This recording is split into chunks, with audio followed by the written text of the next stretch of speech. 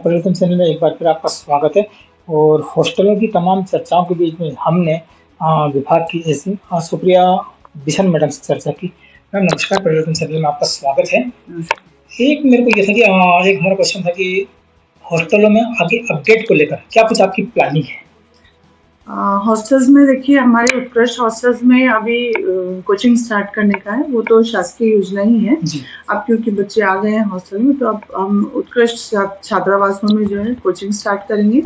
इसके अलावा हम कोशिश कर रहे हैं कि CSR के माध्यम से हॉस्टल्स में सोलर गीजर और सोलर पैनल्स लगवाने की कोशिश में है। कुछ हॉस्टल्स में हमने लगवाए भी हैं। अभी भंवरकुआ में हमारे एक हॉस्टल में तो चालू भी हो गया है और 3 हॉस्टल्स में लग चुके हैं, लेकिन अभी MPB से प्रोसेस हो रही है चीज़ें।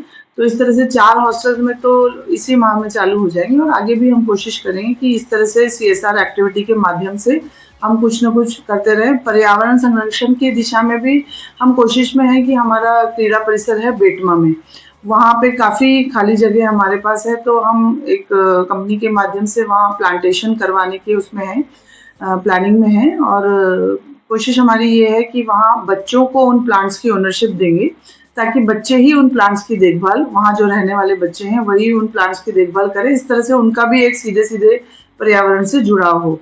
हॉस्टल वार्डन्स की मीटिंग में भी मैंने वार्डन्स को यही बोला है कि जहाँ जहाँ अभी पौधारोपण अभियान के तहत पौधे लगाए गए हैं, उन पौधों की ओनरशिप बच्चों को दें ताकि वो बच्चे उन पौधों से जुड़ाव रखकर और उन पौधों की देखभाल कर सके और उन पौधों को बड़ा कर सके। तो इस तरह की कुछ कुछ चीज़ें हम लोग करते रहते हैं ताकि एक पॉजिटिव एनवायरनमेंट बने। इसके अलावा कोशिश ये रहेगी कि कुछ काउंसलर्स को बुलाकर और हम बच्चों की काउंसलिंग करवाएं, ताकि एक हॉस्टल में बच्चे रहते हैं, कई बार अपने मन की बात नहीं कह पाते या कुछ उनके इश्यूज रहते हैं, तो वो एक इनफॉर्मल एटमॉस्फेयर में अपने जो भी उनकी परेशानियां हैं उनको शेयर कर सकें ताकि कोई नेगेटिव स्टेप वो नहीं लें जीवन में।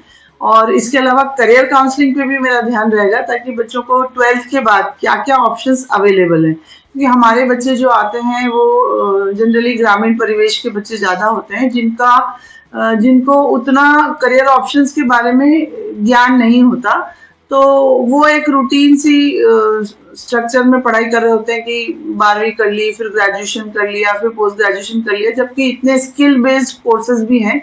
तो मेरी कोशिश ये भी रहेगी कि करियर काउंसलिंग के माध्यम से बच्चों को 10+2 के बाद क्या ऑप्शंस अवेलेबल हैं या ग्रेजुएशन के बाद किस तरह के एग्जाम्स वो लोग अलग अलग दे सकते हैं। तो इन सब चीज़ों पे मेरा फोकस रहेगा ताकि बच्चे एक अच्छी करियर लाइन पकड़ सकें।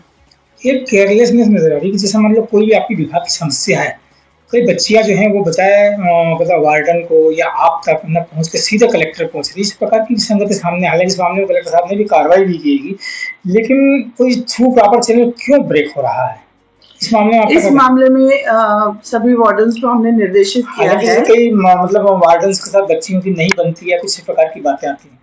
नहीं, इस मामले में वार्डन्स को निर्देशित किया गया है कि एक अपने हॉस्टल्स में एक फ्लेक्स सभी वार्डन्स लगाएंगे, जिसमें जिले के कलेक्टर साहब का, SP साहब का, मेरा और भी जो आवश्यक नंबर्स हैं वो डिस्प्ले में रहें ताकि बच्चों को जब भी भविष्य में कोई भी समस्या हो तो वो डायरेक्टली मेरे को कॉल कर सकते हैं। और मैं जहाँ भी हॉस्टल्स में जा रही हूँ वहाँ बच्चों को अपना नंबर इन पर्सन भी दे के आ रही हूँ ताकि कभी भी, कई बार क्या होता है ग्रुप में बच्चे अपनी समस्या शेयर नहीं कर पाते तो वो मेरे को इंडिविजुअली भी कॉल कर सकते हैं और करते भी रहते हैं, बच्चे बताते भी हैं। और उन सब विसंगतियों को मैं पर्सनली इंटरेस्ट लेके दूर भी करने की कोशिश करती हूँ। आप थे सुप्रिया बिशन, SC ट्राइबल, और वो बता रही थी कि हम जो है व्यवस्थाओं को सुधारने को लेकर लगातार अपडेट पर हैं। परिवर्तन से संजय नजान, रितेश चंदेल, हर्ष प्रजापति की रिपोर्ट। धन्यवाद, जय हिंद।